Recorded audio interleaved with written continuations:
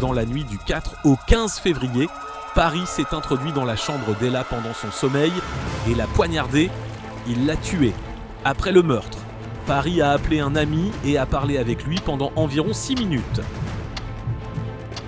L'analyse des événements de cette nuit-là, et même l'examen du caractère de l'auteur de ce crime, la mort d'une enfant de 4 ans, ont révélé la plus cruelle réalité du crime.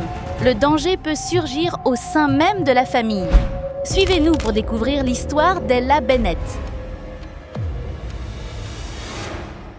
Voici Paris Bennett, âgé de 13 ans.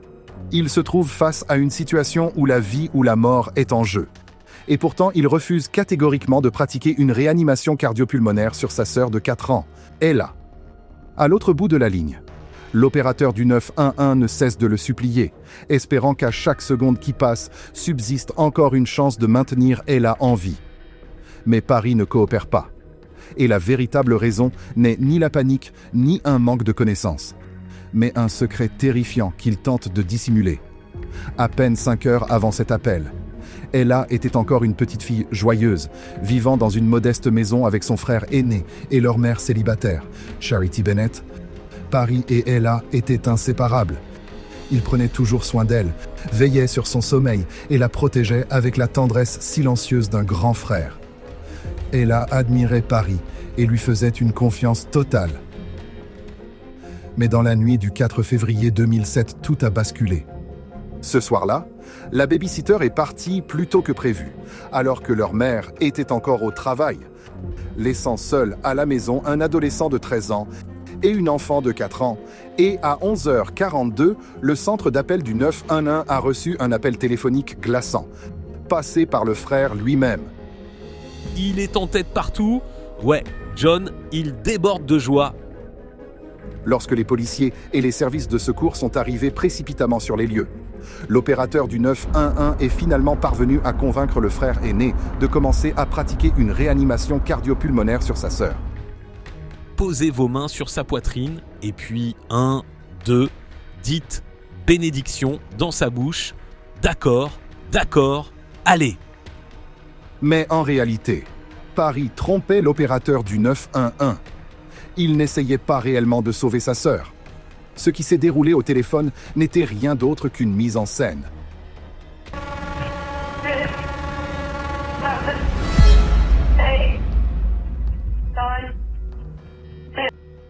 Revenons quelques années en arrière. En 1999, dans la paisible ville d'Abilene, au Texas, Charity Lee Bennett élevait seule son fils de 6 ans, Paris. Dès son plus jeune âge, Paris montrait des signes d'une intelligence exceptionnelle. Avec un quotient intellectuel mesuré à 141, il réussissait très bien à l'école, recevait les éloges de ses enseignants et était apprécié de ses camarades. Aux yeux de Charity, son fils était sa plus grande fierté, et tous deux formaient le centre du monde l'un de l'autre. Mais derrière cette image se cachait un parcours loin d'être facile, avant la naissance de Paris. Son père a traversé une grave crise de santé mentale et a disparu de la vie de Charity, la laissant enceinte et presque entièrement livrée à elle-même. Avec peu de soutien de la part de sa propre mère, Kyla, Charity a dû tout assumer seule. Plutôt que de renoncer, elle a consacré toute son énergie à élever Paris, déterminée à lui offrir la stabilité et l'amour dont elle-même avait manqué en grandissant. Avec le temps, leur situation s'est progressivement stabilisée. Ils sont devenus une famille soudée de 2 personnes, comptant l'un sur l'autre pour affronter le quotidien. 4 ans plus tard, un nouveau tournant est survenu. Leur petite famille s'apprêtait à accueillir un nouveau membre, une petite sœur pour Paris. Le 12 avril 2002. Ella Bennett est née. Charity se souviendra plus tard du moment où elle a déposé le nouveau-né dans les bras de Paris. Je me souviens lui avoir mis Ella dans les bras et il l'a regardée. J'attendais de voir sa réaction. Il avait un immense sourire et il m'a dit « Oh, maman, elle est magnifique !» À partir de ce jour, leur petite famille est entrée dans un nouveau chapitre. En grandissant, Charity a peu à peu remarqué des différences nettes dans la personnalité de ses 2 enfants. Ella était pleine d'énergie, volontaire et extravertie, le genre d'enfant capable d'illuminer toute une pièce. Paris, lui, était à l'opposé. Calme, réservé. Il trouvait souvent du réconfort dans la solitude, en lisant des livres ou en dessinant. Malgré ses différences, Paris a assumé son rôle de grand frère avec un dévouement rare. Il aimait Ella, restait constamment auprès d'elle et veillait sur elle. Les deux enfants étaient si proches qu'ils en devenaient presque inséparables. Ella admirait son frère sans réserve et cherchait toujours à l'imiter, que ce soit dans les petits jeux du quotidien ou en le laissant choisir ses vêtements chaque jour. Pour Ella, Paris n'était pas seulement son frère, il était tout son univers. Ella adorait Paris. Tout ce que faisait Paris, Ella devait le faire. Paris choisissait ses vêtements tous les jours. Il était son conseiller en mode. Elle disait que c'était parfait. Cela lui donnerait de l'énergie. Voici Elisabeth, 40 ans, qui s'aime elle-même. Elle soupçonnait le verre de créer une image sale d'Elisabeth. À ce stade, Charity était mère célibataire de 2 enfants. Et le poids qui pesait sur ses épaules ne cessait de s'alourdir. Pour joindre les 2 bouts, elle cumulait 2 emplois de serveuse, enchaînant les horaires pour maintenir sa famille à flot. La pression était constante, mais son objectif n'a jamais changé, faire tout ce qui était en son pouvoir pour offrir à Paris et Ella une enfance sûre et stable. Malgré un rythme de travail épuisant, elle profitait de chaque rare moment de repos pour être auprès de ses enfants. En apparence, la vie de leur petite famille semblait encore normale, jusqu'au 4 février 2007. C'était le dimanche du Super Bowl, l'une des soirées les plus chargées de l'année pour les bars sportifs. Charity, qui travaillait alors dans un bar local, avait été programmée pour un double service afin de faire face à l'affluence record. N'ayant pas d'autre solution, elle a engagé une babysitter pour rester à la maison avec Paris, désormais âgée de 13 ans, et Ella, 4 ans. Tandis que le bar se remplissait et que le travail occupait Charity pendant des heures, elle ignorait qu'en très peu de temps, sa famille allait être plongée dans la nuit la plus sombre de son existence. Et puis, soudainement, des policiers sont entrés dans le bar et ont commencé à demander Charity au personnel. Vers minuit, les policiers étaient devant la porte. Ils sont allés au bureau du gérant, ils ont appelé mon nom, ils m'ont dit que ma fille avait été blessée et j'ai dit « Emmenez-moi immédiatement voir Ella ». Charity est entrée en état de choc. Elle a à peine eu le temps de réagir lorsqu'on lui a demandé de quitter le bar. Et les policiers l'ont rapidement escortée jusqu'à son domicile. Pendant le trajet, l'esprit de Charity était en plein chaos. Elle tentait de rester calme, de se rassurer, car elle ne savait toujours pas ce qui était arrivé à ses enfants. Et surtout à Ella. Elle évitait de laisser ses pensées dériver vers le pire scénario possible. Mais le silence pesant des policiers, leur visage grave et l'absence totale d'explication ne faisaient qu'accentuer son angoisse. Lorsque la voiture s'est enfin arrêtée, Charity a immédiatement compris que quelque chose de terrible s'était produit. Sa maison était bouclée par des rubans de police, entourée d'agents, de véhicules de médias et de voisins rassemblés sous de puissants projecteurs qui inondaient toute la rue. Des policiers partout, des camions de reportage, des voisins, toute la rue était illuminée. À cet instant, Charity a compris que quelque chose d'horrible s'était produit. Désespérée, elle a supplié les policiers de lui dire la vérité qu'ils retenaient. Et lorsque ces mots ont enfin été prononcés, tout son monde s'est effondré. Ella était décédée. Charity s'est complètement effondrée en voyant sa fille être emportée hors de la maison familiale. C'était un moment qu'aucune mère ne devrait jamais avoir à traverser. Dans un sac mortuaire, il était fermé jusqu'au menton. Du sang coulait de sa bouche. J'ai commencé à crier que j'étais désolé d'être là. Ils l'ont emmené, et puis, je me souviens juste de m'être effondré. Alors qu'Ella était emmenée, le corps de Charity ne la soutenait plus. Après le choc initial, elle s'est forcée à reprendre un semblant de contrôle et s'est tournée vers les enquêteurs avec la seule question qui lui restait à l'esprit. « Où est mon fils ? Qu'est-il arrivé à Paris ?» Lorsqu'on lui a répondu que Paris l'attendait au commissariat, Charity a ressenti un bref soulagement, sachant qu'au moins son fils était en sécurité, mais assise à l'arrière de la voiture de patrouille en route vers le poste. Un sentiment de crainte, difficile à nommer, s'est lentement installé. L'atmosphère lui paraissait froide et pesante, et dans l'attente, Son esprit se remplissait de questions sans réponse. Ce qui l'effrayait le plus était une étrange impression de déjà-vu, comme si cette scène s'était produite auparavant. La peur que l'histoire ne se répète, car 30 ans plus tôt, lorsque Charity n'était encore qu'une enfant, sa famille avait déjà été brisée par un crime irréversible. Comté de Cobb, Géorgie, 1980. Charity avait alors 6 ans. Ses parents, James et Kyla, dirigeaient une importante entreprise de transport opérant à l'échelle nationale et générant des revenus considérables. Vue de l'extérieur, leur famille donnait l'image de la réussite et de la stabilité. Mais derrière cette façade, le mariage de James et Kyla était fragilisé depuis des années. Après une longue période de conflits et d'instabilité, ils ont décidé de divorcer, laissant Charity, leur fille unique, au cœur d'une séparation tendue. Puis, un événement inattendu s'est produit. Le 9 mars 1980, James et Kyla se sont rapprochés, ont pris l'avion ensemble pour Las Vegas et se sont remariés lors d'une cérémonie rapide. Pendant un bref instant, Charity a cru que sa famille pourrait enfin retrouver la paix. Mais cet espoir s'est effondré presque immédiatement. 2 jours plus tard, le 11 mars 1980, James a été retrouvé décédé à l'intérieur du domicile familial. Selon les autorités, il avait subi plusieurs blessures par arme à feu. Kyla est sortie du tribunal en femme libre. Aux yeux de beaucoup, elle donnait l'image de quelqu'un qui avait survécu à l'adversité. L'affaire s'est conclue sans qu'aucune conclusion officielle ne soit établie quant aux responsabilités. Et les éléments matériels liés au dossier n'ont jamais été retrouvés. Kyla a rapidement repris son mode de vie aisé d'autrefois, détenant désormais le contrôle total de l'empire commercial familial. Charity a continué à grandir dans cette maison, sous la garde de sa mère. Mais après ce verdict, l'ombre de la perte de son père n'a jamais quitté sa vie.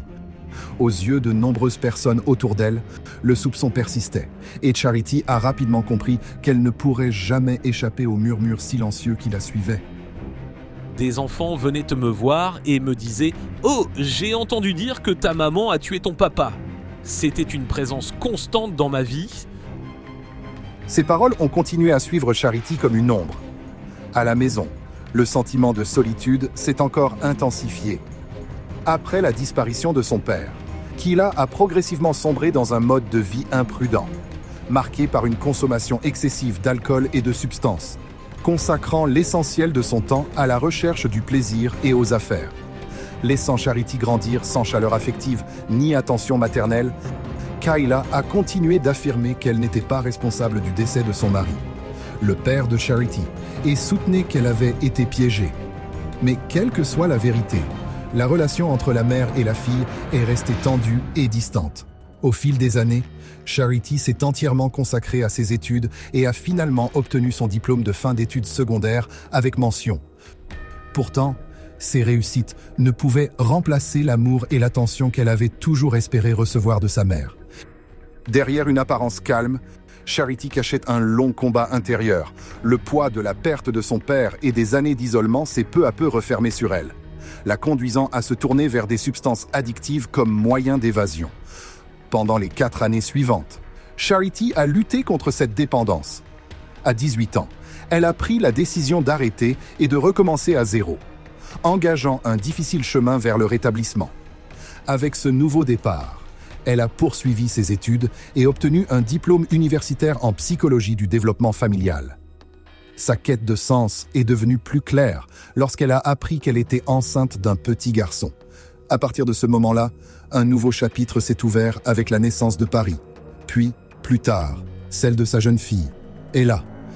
Même si le fait de devenir mère avait autrefois représenté pour Charity une seconde chance dans la vie, elle n'est jamais parvenue à dépasser réellement ni à guérir les blessures formées lorsqu'elle n'était encore qu'une enfant. Sa relation avec sa mère biologique, Kyla, est restée complexe et pesante, tandis que la douleur liée au décès de son père continuait de persister, résonnant dans sa vie pendant des années.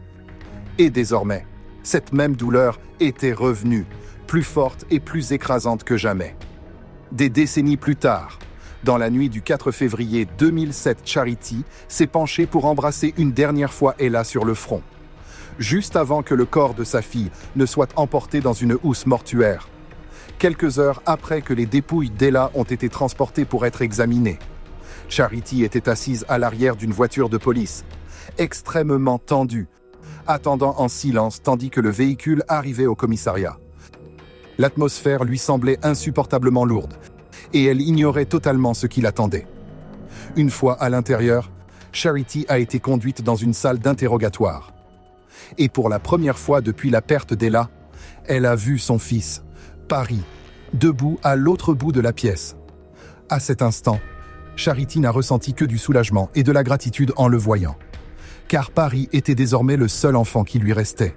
Elle s'est approchée de lui, l'a serré dans ses bras et s'est effondrée en larmes. Elle a pleuré longuement, jusqu'à ce qu'elle réalise lentement quelque chose qui l'a figée de stupeur. Paris ne l'a jamais serrée en retour.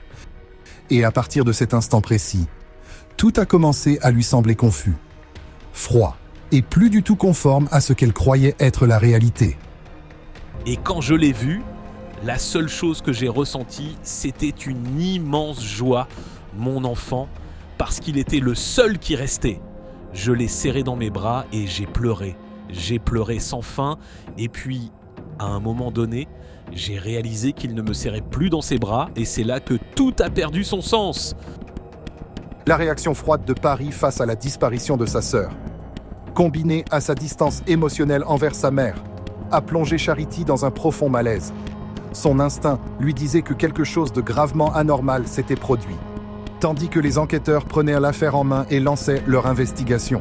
Mais à ce stade, personne ne mesurait encore l'ampleur réelle de ce qui s'était passé, ni la véritable nature que Paris dissimulait. Revenons à cette soirée. Vers 22h30, soit près de 2 heures avant l'appel au 911, les 2 enfants se trouvaient encore à la maison avec la babysitter. Soudain, Paris l'a prise à part et l'a convaincue de partir plus tôt, affirmant que leur mère rentrerait plus tôt que prévu et qu'à 13 ans, il était parfaitement capable de surveiller Ella pendant le court laps de temps restant. Aucune de ces affirmations n'était vraie. Quelques minutes seulement après le départ de la babysitter, Paris et Ella se sont retrouvés seuls dans la maison. Et à partir de cet instant, tout a commencé à échapper à tout contrôle, conduisant rapidement à des événements irréversibles. Abilene 911, Buffalo 70 911, allez-y. En fait, j'ai bel et bien tué quelqu'un. Vous croyez avoir tué quelqu'un? Non, je sais que je l'ai fait. Je me suis réveillé et j'écoutais. Vous mangez? Oui, et j'ai compris. Et je lui ai dit... Au téléphone, Paris semblait paniqué. Sa voix était brisée, mêlée de sanglots, donnant l'image d'un adolescent impuissant en train de perdre le contrôle face à l'opérateur. À l'autre bout de la ligne, l'opérateur du 911 exhortait à plusieurs reprises Paris à pratiquer une réanimation cardio-pulmonaire sur sa sœur. Mais celui-ci a d'abord refusé, affirmant qu'il était déjà trop tard et qu'il n'y avait plus rien à faire pour la sauver. Mais je veux que tu la fasses descendre du lit. Et même si je sais pertinemment que tu le fais parce que tu veux essayer, ça pourrait quand même aider, d'accord? Non, je ne le fais pas. Tu n'appelles pas parce que quelqu'un travaille avec moi? L'opératrice a continué à supplier Paris de coopérer, convaincue que chaque seconde qui s'écoulait pouvait encore déterminer les chances de survie de la petite fille. Mais ce qu'elle ignorait à cet instant, c'est que la situation avait déjà dépassé ce stade et qu'à ce moment-là, il n'était plus possible d'en changer l'issue. Harris le fait, sortez-la du lit et posez-la par terre. D'accord, terminé. Ce que je veux que vous fassiez, c'est poser vos mains sur sa poitrine. D'accord? Et je veux que vous appuyez 30 fois, je veux que vous comptiez. L'opératrice a continué à guider Paris étape par étape pendant que les secours étaient en route. Mais lorsque les policiers et les ambulanciers sont arrivés sur place, ils ont découvert Ella allongée face contre le sol. Un détail qui indiquait clairement qu'aucune réanimation cardio-pulmonaire n'avait été pratiquée. Tout au long de l'appel, Paris s'était contenté de faire semblant de suivre les instructions. Il n'a jamais réellement tenté de sauver sa sœur. Oh, je suis allé le voir ce soir-là. Je lui ai dit, je ne te crois plus, je pense que tu as tué ta sœur exprès. Soudain, il est devenu une toute autre personne. C'était comme s'il n'avait plus besoin de jouer la comédie. Il me regardait et se levait. Vous êtes vraiment stupide. il s'est moqué de moi.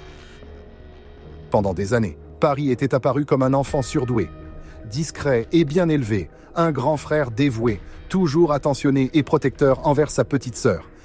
Mais avec le recul, Charity a ressenti un profond frisson en se demandant si quelque chose de profondément anormal ne s'était pas dissimulé derrière cette image.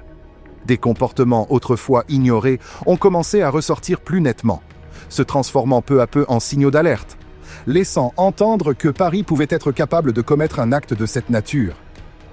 Salut Ben, m'en voilà. Quel est ton problème? Les gens qui ont des frères et sœurs, c'est compliqué, ils se chamaillent, ils font des batailles, parfois il faut les séparer, mais dans 95% des cas, ils s'entendent bien. Malgré les nombreuses difficultés auxquelles elle avait été confrontée en élevant Paris, Charity n'a jamais cru que son fils puisse faire du mal à sa sœur. Mais quelques jours seulement après la tragédie, le 10 février 2007, la famille et la communauté ont été contraintes de faire face à une réalité déchirante. Les funérailles d'Ella ont eu lieu dans une église locale, où des membres de la famille, des amis et des habitants de la ville se sont réunis pour dire adieu à une petite fille partie bien trop tôt. Et je veux qu'il devienne chanteur. Je ne sais pas vraiment, disons que c'est comme ça Hélène. C'était une vraie tornade. Elle disait toujours ce qu'elle pensait. Elle insufflait de la vie à tout le monde. La disparition de la petite fille a plongé la ville d'Abilene, au Texas, dans un profond état de choc. La perte d'une enfant de 4 ans dans de telles circonstances était quelque chose que personne ne pouvait accepter ni pleinement comprendre. Dans le même temps, Charity était totalement désemparée. Elle n'avait pas seulement perdu sa fille, son fils était désormais également retenu dans le cadre de cette affaire. Prise entre le deuil et la confusion, Charity est devenue l'objet de l'attention et du jugement du public, aux yeux de nombreux membres de la communauté. Cette tragédie a été perçue comme la conséquence de la manière dont elle avait élevé ses enfants. Je me souviens que les gens discutaient des livres qu'ils lisaient et des jeux vidéo auxquels ils jouaient. Je crois que Charity en a fait les frais, car même s'il lisait un livre qui le lui avait offert et s'il jouait à un jeu vidéo qu'il y avait autorisé, Charity a beaucoup souffert à cause de sa situation. Les gens étaient acquis très cruels envers elle. On l'a traitée de garce. Ah, c'est toi la mère. C'est tout ce que ton fils ne peut pas faire. Au milieu de la vague intense de critiques émanant de la communauté, Charity s'est totalement effondrée. Son fils aîné, Paris, l'enfant qui avait autrefois été son premier amour, était désormais celui tenu pour responsable de la perte de son second enfant. Et là, à cet instant, Charity a eu le sentiment d'avoir perdu ses 2 enfants en même temps. Même si Paris était encore en vie et qu'elle restait sa mère, la distance entre eux lui paraissait impossible à combler. Le sentiment de trahison était dévastateur. Et comme la plupart des habitants de la ville, Charity n'aurait jamais imaginé qu'une telle tragédie puisse survenir au sein de sa propre famille. Elle avait besoin de réponses. Charity devait comprendre ce qui s'était passé dans l'esprit de son fils, non seulement pour affronter la vérité, mais aussi pour s'assurer que justice soit rendue à Ella. J'ai fait passer à Paris un questionnaire sur la psychopathie, version pour jeunes, qui a ensuite été réévalué. Son évaluateur m'a dit « Vous méritez de savoir que votre fils est sociopathe ». Tout est devenu encore plus lourd lorsque Charity a commencé à se préparer au procès. Ella, sa fille de 4 ans, n'était plus là. Et le seul enfant qui lui restait était celui lié à cette tragédie. Charity a été contrainte d'affronter une réalité profondément douloureuse. Chacun de ses choix lui donnait le sentiment de trahir l'un de ses enfants. Si elle défendait Ella, elle devait se dresser face à Paris. Mais si elle refusait de tourner le dos à Paris, elle portait le poids écrasant d'avoir le sentiment d'avoir abandonné la fille qu'elle avait perdue. C'était une ligne fragile que Charity ne pouvait éviter. Et il n'existait aucun moyen de la franchir sans laisser derrière elle une douleur durable. Quand j'allais parler au procureur, je devais être la mère d'Ella. Quand j'allais parler à l'avocat de la défense, je devais être la mère de Paris. Et si j'essayais de confondre Paris et Ella, je frôlais la folie. Le procès a débuté près d'1 mois après la tragédie. La pression qui pesait sur Charity est devenue encore plus écrasante lorsqu'elle est entrée dans la salle d'audience et a compris qu'elle se trouvait dans une situation impossible. Par moments, Charity restait assise en silence au centre de la pièce, incapable de choisir un camp, car des deux côtés se trouvaient ses enfants. À un moment donné, je me suis assise au milieu parce que je ne peux pas choisir un camp. Ce sont tous les deux mes enfants. Au plus profond d'elle-même, Charity a été contrainte d'affronter une vérité inévitable. Rien ne pouvait ramener Ella. Elle comprenait qu'elle se trouvait face à l'un des choix les plus douloureux qu'une mère puisse avoir à faire. Et à cet instant, Charity a décidé de ne pas abandonner Paris. Mais cette décision ne reposait pas sur un déni de ce qui s'était produit. Elle ne voyait plus son fils comme l'enfant innocent qu'elle avait élevé, mais comme quelqu'un qui avait provoqué une tragédie irréversible. Paris devait être tenu responsable de ses actes. Charity a donc choisi de l'aimer autrement, non pas en le protégeant de la justice, mais en le laissant y faire face, tout en veillant à ce qu'il reçoive l'aide psychologique dont il avait besoin. Après que Paris a tué sa sœur, je ne cherchais pas à le disculper, je voulais lui venir en aide. Charity a précisé par la suite qu'elle n'avait jamais cherché à aider Paris à échapper à sa responsabilité. La seule chose qu'elle souhaitait était que son fils reçoive l'aide appropriée. Le 15 août 2007, après des mois de procédure judiciaire, Paris a plaidé coupable au niveau le plus grave prévu par le système de justice pour mineurs. Il a été condamné à la peine maximale autorisée pour un mineur, soit 40 années de détention. Lorsque Charity a appris que Paris passerait la majeure partie de sa vie adulte derrière les barreaux, elle lui a fait une promesse. Elle a dit à son fils que son amour ne changerait pas et qu'elle continuerait à assumer son rôle de mère, même dans les circonstances les plus dures. Je lui ai dit que je l'aimerais toujours, quoi qu'il arrive, et je lui ai aussi promis que je ferais toujours de mon mieux pour être sa mère. Dès son plus jeune âge, la vie de Charity a été marquée à répétition par la tragédie. Mais à ce moment-là, elle a choisi une voie différente. Au lieu de fuir, Charity a décidé d'affronter la vérité comme un moyen de se reconstruire. Elle dira plus tard: « J'en ai assez de l'histoire qui se répète. J'ai pu pardonner à Paris pour la pire chose imaginable, mais je ne m'en remettrai jamais pour retrouver la paix intérieure. Pour préserver mon intégrité, il est temps de briser ce cycle. » Dès son plus jeune âge, la vie de Charity a été marquée à répétition par la tragédie. Mais à ce moment-là, elle a choisi une voie différente. Au lieu de fuir, Charity a décidé d'affronter la vérité comme un moyen de se reconstruire. Elle a expliqué être épuisée de voir une histoire douloureuse se répéter sans cesse au sein de sa famille. Charity a reconnu qu'elle pouvait pardonner à Paris l'épreuve la plus dévastatrice qu'une mère puisse jamais affronter, mais que le pardon ne signifiait pas pour autant la paix. Pour retrouver un semblant de sérénité et préserver son intégrité personnelle, elle a compris que ce cycle devait prendre fin. De cette souffrance est née une nouvelle détermination. Charity a commencé à tourner son regard vers l'extérieur, résolue à aider d'autres familles confrontées à des traumatismes similaires. La nuit où Ella est décédée, je lui ai promis que sa mort aurait un sens. J'ai donc créé la Fondation Ella pour prévenir la violence en partageant notre histoire. Elle est devenue une fervente défenseur de la santé mentale et du processus de reconstruction des enfants, soulignant à quel point un accompagnement précoce est crucial pour les jeunes qui montrent des signes de dérive. Charity a consacré toute son énergie à faire en sorte que ce qui est arrivé à sa famille ne se reproduise jamais ailleurs. Avec le temps, la mémoire d'Ella a continué d'aider à guérir les blessures qui avaient façonné la famille Bennett pendant près d'un demi-siècle. Et à travers la voix de Charity, l'histoire d'Ella continue de porter un message d'espoir, comme une seconde chance pour des familles qui pensaient ne jamais pouvoir se reconstruire. Charity sait que rien ne pourra jamais ramener Ella, mais au minimum, l'histoire de sa fille garantit que sa mémoire ne s'effacera jamais.